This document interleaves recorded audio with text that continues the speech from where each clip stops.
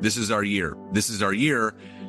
And after you're told that for 10 years and you're still kind of just, doggy paddling, so to speak, with the money, you start to lose hope. You inherently have blinders on the entire time. Right. Because if you're in a family business, you block out everything else. You entrust your family 100%. I saw him cry for the first time in years. And I think when someone is really faced with a certain future or unknown future, it really breaks you down.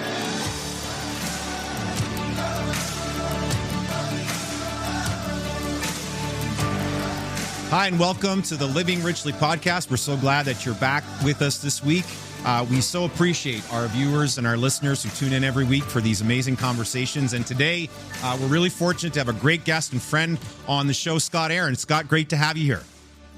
Great to be here, and looking forward to letting it rip with everything we're going to talk about. Right on. Well, we decided to ease into the conversation with a bit of a softball question, and that was loaded with sarcasm, Yes. by the way, if you didn't catch that. Scott, you've experienced an incredible journey of highs and lows, from facing some deep personal challenges, including things like bankruptcy, divorce, your dad's incarceration and brain cancer, to also achieving incredible success in the world of marketing and networking, predominantly in the world of LinkedIn, but I know it goes far beyond that. Could you share with us the most defining moment in that journey that not only tested your resilience, but also helped shape your philosophy most significantly in both life and business? So a real softball. Yeah, we're leaning into this from the get-go, which is good. Yeah.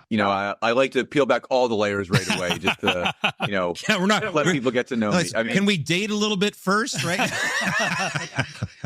It's okay. It's okay. Every time, every date is different. Some of them go this way and then others go other ways. But, I love sharing my story because it allows other people to realize that they're not alone. Because there's a lot of people that go and grow through life and they feel like, this has happened to me and no one would understand because I'm the only one that's gone through it. And That's why I do openly share all those things that you mentioned. But if I had to, really define one moment, it definitely would be my father's incarceration, because there were so many back layers to that entire situation, coming from a very, very close-knit, tight family, family dinners every night, except, the weekends. That's when my sister and I would hang out with some friends. But, it happened at a very impactful age. My father went to prison when I was 19, and I was a sophomore in college. And there was a lot of turmoil in my life for, I would say, a 19-year-old. Yeah. You're not really having to worry about too much. But I had gone away to college. I started off at the University of Pittsburgh. I grew up in Philadelphia, so it was about a 4.5-hour drive straight through the turnpike. Yeah. And I found it very challenging to be on my own. Mm-hmm. And that's not to say that my family coddled me, but I was used to having a support system around me. I was used to having a sounding board. Right. I went with my best friend. We were roommates together, but, I was an 18-year-old kid. I was not ready for that responsibility of having the option of whether you felt like going to class or not, or hanging out with your friends and partying. I always chose the latter. And at that same time, my father, always an entrepreneur, still is to this day. He's, still doing personal training and everything. Yeah. But I come from a long line of entrepreneurship. My father had multiple businesses prior to us getting into the fitness industry. My grandfather owned his own pharmacy. We just celebrated his 96th birthday. Wow. My great-grandfather was a butcher in South Philadelphia. So I come from a long line of business owners. So I had a great example around me growing up of someone being their own boss, just very softly being dripped on. My dad was always available, still is. Yeah. But He was my coach in baseball, basketball. Even when he wasn't, when I got older and was coached by others, he was at every single game. He wasn't stuck in an office. He wasn't. So I unconsciously saw the availability that he had. So when everything kind of going south with my educational side of things after my freshman year at college, my parents had a heart-to-heart with me, and they're like, listen, if you don't get your shit together, you're coming home. And, 18 and a half in one ear out the other. Didn't even hear him say that, right? Yeah. We're not that smart at 18, right? Yeah. We think we are. We think we know everything at 18 years old, but what do we really know? I got it figured out, So on the personal side of things outside of college, my dad was transitioning from owning his own large industrial business. Him and his partner broke partnership. He was bought out. And then my dad started working for a physical rehabilitation company in our local area. And they were looking to expand and grow and compete with NovaCare, which is a large rehab company. And my dad was basically managing all of the East Coast locations, all over the tri-state area, which is New York, Philadelphia, New York, Pennsylvania, New Jersey. And he was growing it. So outside looking in, everything seemed good. And then I remember after my freshman year, I came home. And as we did very often during the summertime, my mom still loves to barbecue. She always manned the grill, which was really interesting. And, we were having a family dinner, just the four of us. And my dad's like, we need to have a serious conversation. And he said, I'm leaving the rehab company and I'm going to be starting to work for someone else. And the reason why I'm leaving is because the federal government is investigating this company for a $9.5 million insurance fraud case. And he goes, I'm at the center of it. And he goes, I'm just letting you guys know, more so myself and my sister, that worst case scenario, I may get house arrest. So that seed was implanted. Even that was just a complete earth-shattering statement to hear, your hero, the person you've looked up to your entire life, may get house arrest. Right. And we were, Scott, we were just last week, we had our guest was Dawn Lachance, who's a grief and loss specialist. And we talked about how grief and loss is often viewed as the loss of someone from our life, like passing, but here, what you experienced, were probably experiencing in that moment, was the loss of an image, the loss of the dad that you knew as that news lands on your doorstep. 100%. And it was weird for me because, as things transpired, my father cooperated with the federal government to mitigate and minimize sentencing as much as possible. I remember I wrote a letter to the judge, pouring my heart out about my dad and everything he meant to me and how much he meant to so many other people. And, people make mistakes, so on and so on. So 3 months before the proceedings of the sentencing began, my father, a few months prior to that, had purchased a failing fitness club in downtown Philadelphia called Old City Ironworks. The owners were just not having fun with it. They didn't really know what it meant to run it. And my dad was given the opportunity, with the help of my two grandfathers, to purchase the gym. And they stole it. It was just, they were looking to just get rid of it. And he bought the gym. He'd always been in physical fitness. So, he competed in bodybuilding in the mid 80s. He was just, and he's still jacked to this day at 71 years old. I've seen the pictures on Facebook. Yeah. He's in pretty good shape. Still benches, we'll get to the cancer stuff, but he's back benching over 300 pounds already. He competes around the world. And so I wasn't shocked that he went down this path. Like, he'd always been the big muscle dad of my group of friends. And he was there from the minute the gym opened at 5 a.m. to the minute they closed at 11 p.m. every single day, 7 days a week for 6 months. And I understood. I was still away, and I understood. So when I came back from college after failing out, not taking my parents' advice, I re-enrolled at Temple University right outside of Philadelphia. And this was right around the time I'm now 19 and we're sitting in the courtroom in downtown Philadelphia at my dad's sentencing. And, you know, if you met my dad, he's a very loving, open, caring, but very strong individual. And I saw him cry for the first time in years. And I think when someone is really faced with a certain future or unknown future, it really breaks you down. And, you know, he was begging for forgiveness. And when all was said and done, he was sentenced to 2.5 years in federal prison. And he had about a week in between sentencing to the time that we actually drove him to prison ourselves, because it was in New Jersey. And we were driving home from the courthouse, and, you know, we were all a mess. And he said, Scott, I just got to let you know, you're going to be taking over the gym. And I said, what do you mean I'm taking over the gym? He goes, I need someone to run the gym. You know, your sister's in high school. Your mom is, you know, working at the boutique, you know, for someone else. Someone needs to run this gym, and it's going to be you. So right there, that moment was my pivotal moment, because at 19 years old, I could have decided to say, hell no, you're not putting this on me. This is your mess. You clean it up. Yeah. Or I say, you know what? Let's do it. You know, this is the hand that I'm being dealt. I'm going to learn everything that I want to know and what I want to learn. And I was that kid, and I still am. I always like making my parents proud. And this was my moment. This was my moment to make my family.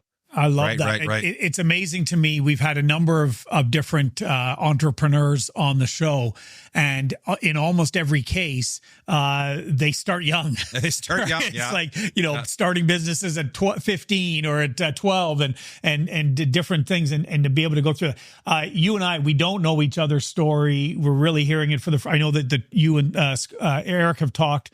We're hearing for the first time. My dad spent 17 years in prison. And now I was younger. I remember writing that letter, but I was writing the letter to see if he can get out on parole for the first time when I was about 19 years old, and remember presenting that letter before the judge and all of what you went through. You go into now taking over this business. You become this entrepreneur. You're very successful. It's interesting. We call this living richly, and probably one of the things that people misunderstand the most is we'll get people who send us notes saying, I don't care about money, and they think that Living Richly is a podcast about riches, about monetary riches. But you did get a lot of monetary, like you were doing pretty successful. And there was a moment where, and I don't get a chance to say this to too many people, that you literally lost millions of dollars. And what were the lessons when that moment happened, that you were suddenly, having this challenge? What were some of the lessons that you learned during that time? So going back to that moment with my dad, the instinctual, I would say, personality trait that was then embedded in my DNA was resiliency. Because I Eric and I talked about this when he was on my podcast, that you have to be resilient. You have to kind of push through those things. And, fast forward, I grew the gym from around 300 members to 1,200 by the time my father came back after 2.5 years. A year later, we opened up a second gym. And a year after that, we sold them both for $1 million. And I was 24. I became a millionaire. Yeah. So, and that was not the intention. Right. We were just going to open up gym after gym. But when you're offered, 7 figures, you take the deal. And this is... It's hard to resist, right? Yeah.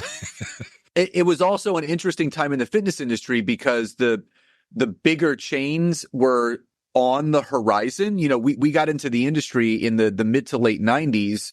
If your gym had a website, you were ahead of the game. Right. Yeah. But Planet Fitness wasn't around yet. LA Fitness wasn't around yet. 24-hour fitness, but they were on the horizon. And we had the idea of, let's chill for a few months, kind of figure out what our next move is, and let's roll into a bigger gym, but outside of Philadelphia. So we made the move to go more to the, not suburbs, but the outskirts of the city. So our 2 gyms were in the city, meaning like city block type gyms where you didn't have to worry about parking. People walk there, apartment complexes everywhere. So it was a breeding ground for a constant churn of new members. Yeah. Right. We found a location outside of Philadelphia. And again, when you're in a family business, you inherently have blinders on the entire time. Right. Because if you're in a family business, you block out everything else. You entrust your family 100%. So whatever decisions are made, you sign where you sign, right? You dot the I's, you cross the T's where they need to be dotted and crossed, and you just go. Right. So right. a lot of the things that I signed and I dotted and I crossed led to losing millions of dollars. So, and that's not, it's not playing the blame game. It's just how sometimes business goes. And a house that I owned was used as collateral for the gym's equipment. I was the personal guarantor of the lease of the gym. And all told, in the 5 years that preceded the opening of this final gym, I went from, over $1 million in revenue from the sale of the first 2 to about $1.5 million in liability debt. Wow. In a matter of 5 years. Wow. But I'll go back to something that I said a few minutes ago. It was that so what, now what mentality. So this is my situation. What am I going to do about it? And I was a scrapper. My dad definitely, if he was on here with me right now, he definitely worked through a lot of the guilty feelings because a lot of it was pinned on me just because of his incarceration. He had 0 credit. He couldn't put his name to everything. So everything had to be put in my name. It was the family name, but it was me obviously very invested in the company and the business. But it was that so what, now what mentality where I'm like, okay, this is what the situation is. I need to figure out what my next move was. And that was literally, if there was a way to make money in the fitness industry, I did it. It got to the point, guys, where I would meet people at the grocery store and they would pay me $75 and I would teach them how to go food shopping at the grocery store. Right. Right. And I tried to think of any and all ways, and I did very well as a personal trainer and doing sports nutrition. I was doing corporate wellness speaking, but the gym itself, there were so many factors that went into it. Yeah. We had terrible landlord, where they did not put any of the money back into the building, which led to the building slowly deteriorating over time. Right.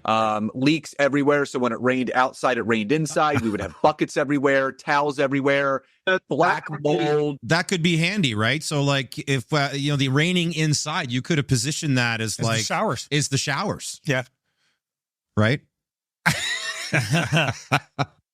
So there was a lot of things that led to the demise of that. Yeah. And, in between all of that, no one wanted to sign up at a gym where it was raining inside. How are you going to market a gym? Yeah, I don't understand. People are so picky. They're so picky. It's interesting. The mindset piece that you said you had about so what, now what? It actually right away, we had Ben Berger on many months ago now. Yeah. Owner CrossFit legend. Yeah, owner of one of the largest CrossFit gyms down in New England, and has coached a bunch of CrossFit, some of the winners of the champions of the CrossFit Games. Fascinating guy, but he talks about the 5 mindset. Mm-hmm. And that last mindset, the highest mindset, well, the highest one is the warrior mindset, Yeah. but the one you want to live in most of the time is what he calls the realist. And that's exactly what the realist is. The realist is, okay, this is the reality. This is the situation. What am I going to do about it? And that really ties into your mindset about, I love that language. I'm I'm going to steal it and use Yeah. it. It's like, so Now what? what? So what? Right. It's Or so what? Now So what? Now what? Yeah. You know, and it Right. is. That's Right. the realist mindset is, what am I going to do with this? And Scott, I'm really curious. Like, this all happened in your early 20s, and like, you were a pretty young guy at the time. Your story and mine is very different, yet similar in some ways as well. Rob shares the story, or the fact that his dad spent time incarcerated as well. My parents left the country when I was 18 to go on the mission field. They were doing work, so I just left. I could really connect with your story when here you are, 18 years old, and now you're left with all these major decisions. You're used to having that support system, and now you don't. And I would go on to start a church when I was 23. So I was an entrepreneur, but in a very different world. And back then it was just kind of, you just take what comes on, and you've got all the energy and the spunk and the fire, and it's like you feel invincible. But then you reach a point in your life a little later on where you start to look back and you start to see some things a little bit differently. What would be some of the lessons or the shifts in your heart, in your mind, in your spirit that would come, but probably didn't show up for a few years? So looking back, and I have like a keepsake box, like in my closet over here, that it's like just letters from throughout the years. And I found a letter a few months ago that I wrote to my dad while he was in prison. Wow. And it was about a month and a half into me running the gym. And again, I was a 19-year-old kid. I had a general manager. I had a manager. I had trainers, fitness instructors. Like, literally, I was a kid in charge of adults, which I've never run a business. I've never owned and operated one. Right. And I went on in the letter that I wrote him, and I'm like, I don't know how I'm going to do this. I can't be you. I am not you. You know, you're so good at this, that, or the other. And he wrote me back this beautiful letter. And basically he said, I've never asked you to be anyone other than yourself. Wow. He goes, you don't have to be me. Don't try to be me. Always stay true to who you are. And that message didn't resonate then and there, because I was so in my stuff at the time, like just trying to keep things going, that it wasn't until much later. Now, I would say 2013, 2014, that it all kind of came crashing down. So for me, I always had blinders on. It was almost like the ostrich effect. I just buried my head in the sand. You know, we would have year-end meetings, and, you know, every year the message that was given to me was, this is our year. This is our year. This is our year. And after you're told that for 10 years and you're still kind of just, you know, doggy paddling, so to speak, with the money, you start to lose hope. Yeah. But you start to dig a little bit deeper as to, you know, we have more members than we've ever had. Why is the revenue not growing? And this is when I did the digging, and I found out that I was the guarantor of the lease of the gym, which pinned everything on me. It's also when I found out that the gym was using my house as collateral that I owned. It was a rental property that I owned in South Philadelphia. And I didn't know that it was being used as collateral until I went to sell that house. And I was at closing, and I had around $35,000 of equity that I was going to be getting back from what was left on the mortgage to the sale price. But the check I got was $830. And I said to the real estate broker that was kind of brokering the deal, and I said, what's going on here? Where's the rest of the money? Right? Where's the rest of the money? There's a couple zeros missing here. What's going on? Right. And he said, well, unfortunately, when we were running all the due diligence and the checks, there was a lien against the house from your gym's equipment company that basically said if the house was ever sold, X amount of dollars would then be given to the bank where the lease was taken out from. Wow. So PNC ended up making out really, really well. And that was kind of like the final straw, So the week after that, I had one of the most difficult situations and conversations I ever had in my entire life. And it was me telling my dad, you need to leave the gym. Now, this was the hardest conversation I've ever had to have because of two reasons. Number one, he was my business partner from 1998 until 2013. So 15 years of working every single day with your father for 15 years. Yeah. The second thing is I was a very non-confrontational person. I was a sweep the feelings under the rug type of guy. I don't want to ruffle feathers. I don't want to offend or hurt anyone. So I was a doormat. But as I started going on a little bit of a personal development journey about a year prior, I started really embodying the highest version of myself and realizing that if I didn't speak up, if I didn't share how I felt about things, I would be living a very incongruent life. Right. So I called my dad into my office and I said, listen, I think everything has run its course. If this gym is going to survive, if we're going to get this gym out of debt, I'm going to need to do this on my own and in the way that I want to do it. And I think it's time that we cut ties. You should find somewhere else to train and do your business. I don't mind if you take people with you. If members want to leave and go where you go, I totally get it. But I need to do this on my own. It's my time. Yeah. And there was no yelling. There was no screaming. There was no arguing. He literally grabbed his gym bag, left the gym, and never came back.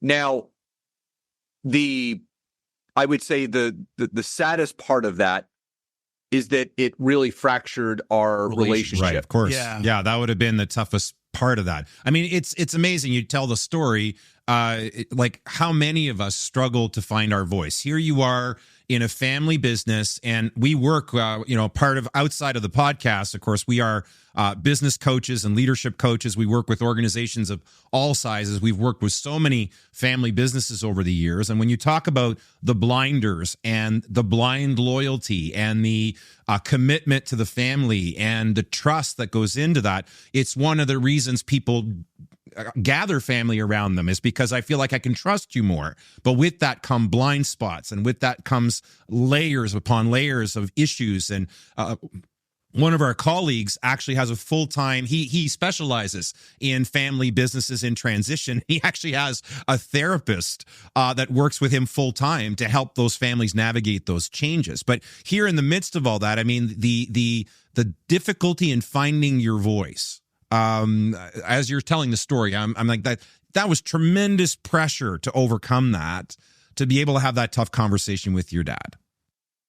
100%, but it was a conversation that I needed to have. Right. And it gave me the confidence that I can have future conversations. And it was not said in a mean or negative or aggressive way. I was basically just upfront with how I was feeling and what I needed to do for me. And we didn't speak for about a year and a half. And that was on my terms. I needed to heal. I didn't want to have any anger or resentment. So it was about a year and a half before we even talked again.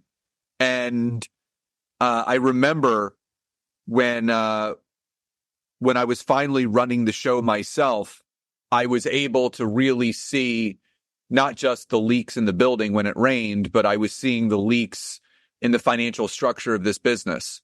And luckily, Eric, part of this story, that I started really leveraging LinkedIn back in 2013 to start doing some higher level business coaching and consulting, because again, I was looking to kind of break the chains of that daily grind of being a personal trainer. Like if I wasn't working, I wasn't earning, and I wanted to find more, not passive ways, but leverageable ways. And that's when I started leveraging LinkedIn in 2013.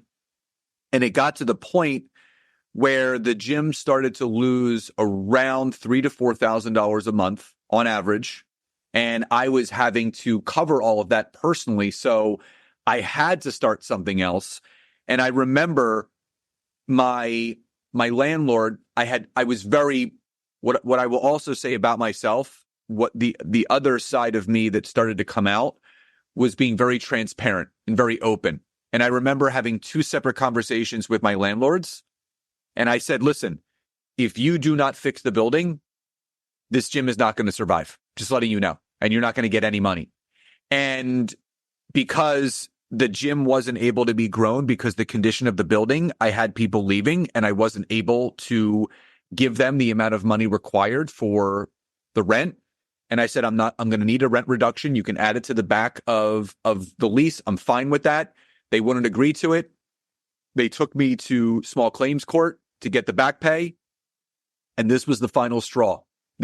For me leaving the industry altogether, I had to take about $30,000 out of my retirement, but also that was going to be money for my son for his future education.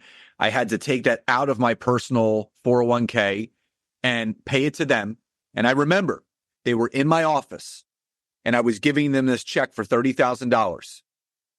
And I said, if you don't fix this gym with the money that I'm giving you right now, in 6 months, I'm out of here. And they didn't think I was serious. So, as you can imagine, nothing changed in the 6 months after I gave them that check. And I reached out to a friend of mine and I said, I need to hire an attorney. And I hired this business attorney and I was sitting in his office and he asked for all my financials. And he said, well, I'm just going to be frank with you. He goes, you have 2 options. He goes, option A, you continue to run this gym. And at this point, a year and a half prior, I had signed a 5-year extension because I had 3.5 years left on this lease agreement. And again, I'm the guarantor, so I still owe all that money. And he said to me, option A is you continue to funnel the successful money that you're making and your coaching and consulting into the gym to keep it going. Or option B is you file for personal bankruptcy since you are tied to this. And I said, bankruptcy? And he said, yeah. And I said, well, what would that do to me? He goes, it would allow you to start over. Right. And he said, on a scale of 1 to 10, if I was in your shoes right now, he goes, you're a 9.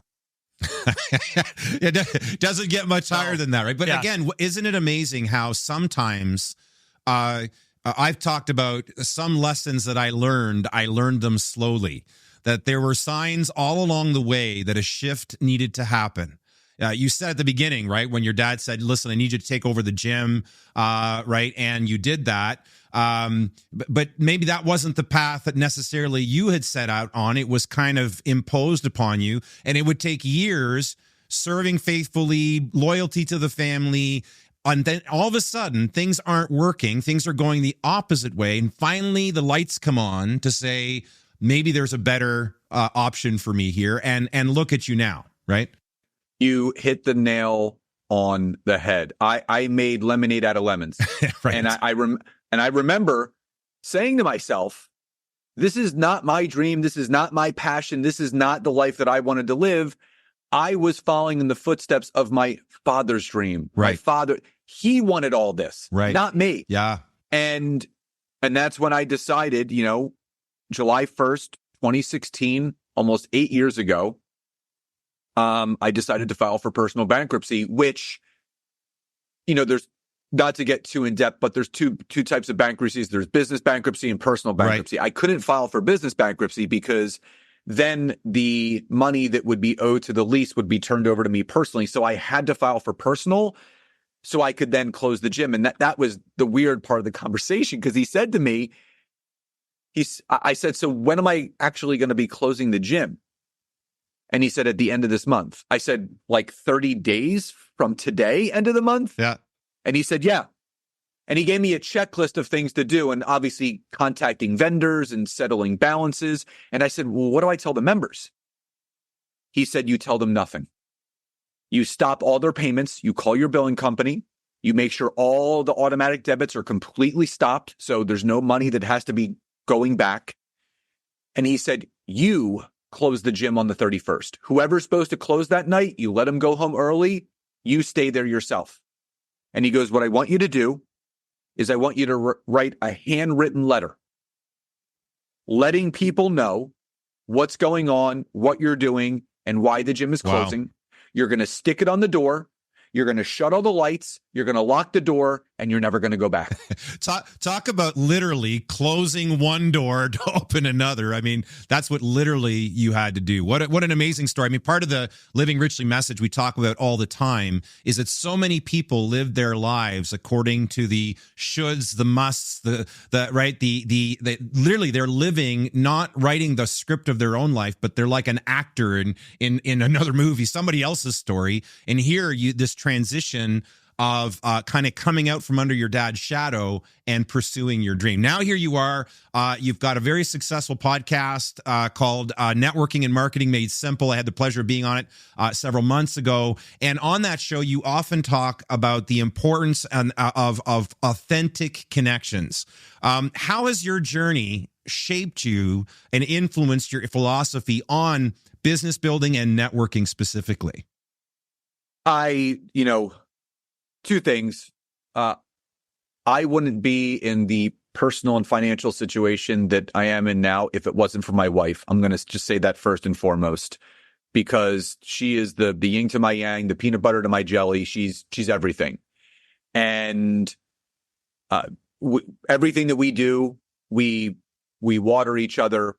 But what I will say the second part of that is one of the most important aspects of growing a business that people don't talk about is relationship marketing.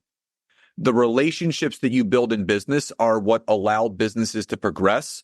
So going back to my days in the gym, because our first gym, they called it the Cheers of gyms. We knew everybody, and everybody, we knew their first name. They weren't just a member. And I learned two very, very important things running that gym. Number one, the art of personal connection. Saying hi to every person that walked in, saying bye to everyone that left, really leaving them good when they walk in and leaving them better when they leave. The second thing I learned is the importance of being a solution-oriented person, a value-added person. So when people would come into the gym, they were coming in there for a solution to the problem that they had, losing weight, gaining weight, building muscle, whatever it was. So ingrained in my DNA were those two things, the importance of building meaningful connection with people, but also being that value-added, solution-oriented person, which we've put into everything that we're doing, not just with what we teach on LinkedIn, but our entire courses and our mastermind. And we literally give that to everyone that we work with to let them know when you double, triple, quadruple down on the relationships that you're building, the business allies that you have, and the value that you bring to the marketplace, you can grow your business to whatever level you'd want to grow it to. Powerful. Many would relate to some of the struggles that you've had, both the financial challenges, but just the personal challenges that you've gone through. What advice would you give to those who are listening, who are facing their own personal and professional challenges, personal challenges or business challenges? What advice would you give to them? What encouragement would you give to them if they're listening today? A number of things. Number one, first and foremost, just keep going. There's Darren Hardy, who wrote The Compound Effect, also wrote a great book called The Entrepreneur Roller Coaster. And that's exactly what the entrepreneur life is. It is ups and downs. It's twists and turns. Sometimes you're shot out of a cannon. Sometimes there's a quick stop. And I always tell people, what's the first thing that you do when you step into a roller coaster? You pull the safety harness down, right? Because you'll fly out of that car if you're not strapped in. So just understand, no matter where you are in your journey in entrepreneurship, you're going to face adversities. That's why entrepreneurs are so special, because we have to push through those adversities. Right. The other thing that I would say is recognizing that fear is your friend. There's going to be a lot of things that you do in your professional career as an entrepreneur that are just scary. They talk about the comfort zone and then the uncomfortable zone. And then outside of that is the unknown zone, right? The unknown zone is where you want to That's the sandbox you want to be playing in, because that's when the world is your oyster. That's when so many different things can happen.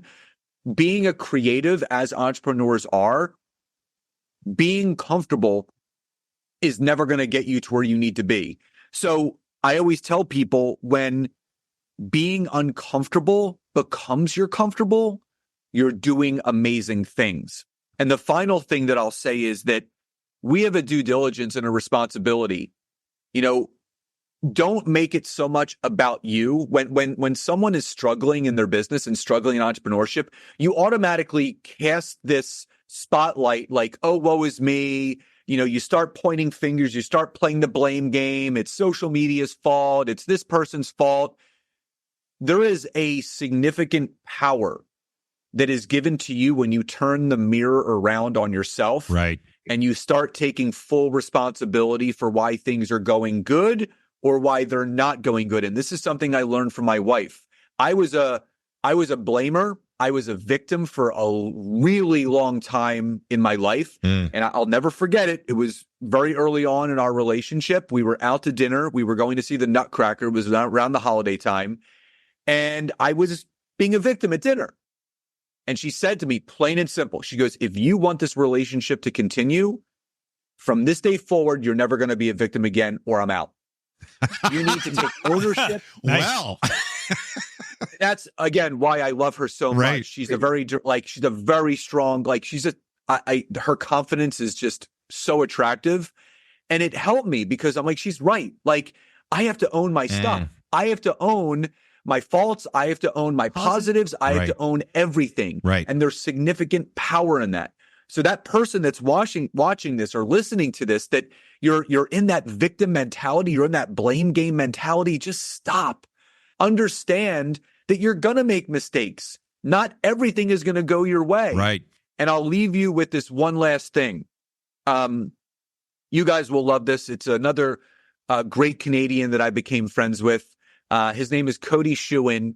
He's in the Toronto area. He wrote an amazing book called Everyday Legacy. I highly recommend you guys to read it. So anyway, he spent 20 years in the funeral business where he was surrounded by death. And one of the biggest lessons that he learned, and he shared this with me on my podcast years ago. He said, Scott, he goes, you have to understand that you do not have to wait for yourself to be gone for your legacy to be felt. You can leave it while you're still living. Wow. And that is something that was so powerful when it was said to me, that every single person that just heard that, just remember every day that you wake up, you're leaving the footprint of your legacy right now. And the more that you dwell on all the things that you can't control and you start focusing on the things that you can control, you will start impacting that many more people. I absolutely love that. We talk often, so many people are waiting for the right conditions, waiting for the right person to come along, waiting for the right set of circumstances, while others are out there creating and designing the life and business that they want, right? Final question for you. We ask all our guests this question. Living richly is a very important message to us, but we're curious, what does living richly mean to you? It's got nothing to do with the money. That's just a side effect of the impact that you have on those around you. I think for me, the meaning of living richly is having a rich life. And that means spending my time the way that I want to spend it, with who I want to spend it with, when I want to spend it. And for me, family and friends are everything. Yeah. I love my friends so much. I love my family so much. And I am so grateful and so blessed and so fortunate.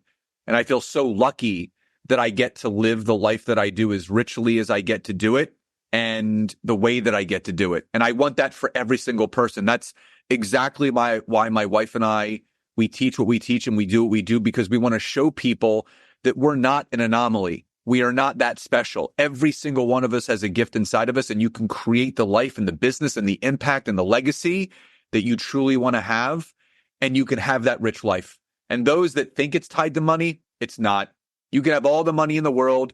and be more miserable than you can ever imagine. Right. The money is a side effect of the lives that you impact. I love that. And that's what living richly means to me. That's amazing. Scott, thank you so much for joining us today. This has been such a great conversation to hear your story and to have you share it with our listeners. And again, thank you for tuning in this week, everyone. We're going to be putting all the links in the show notes where you can connect with Scott, links to his website, his LinkedIn profile, his podcast, so that you can continue to connect with him and follow his story on social media.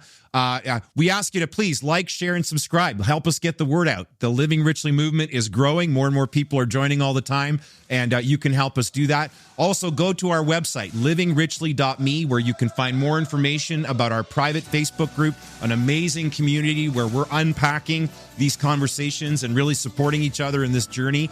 And you can also sign up for the 15-day Life Vision Challenge, where you can begin to take steps to craft that life that you are dreaming of. Thanks again for joining us, Scott. Thank you once again. Please say hi to Nancy for us, and we'll see you next time. Folks, until next week, get out there and live your best life.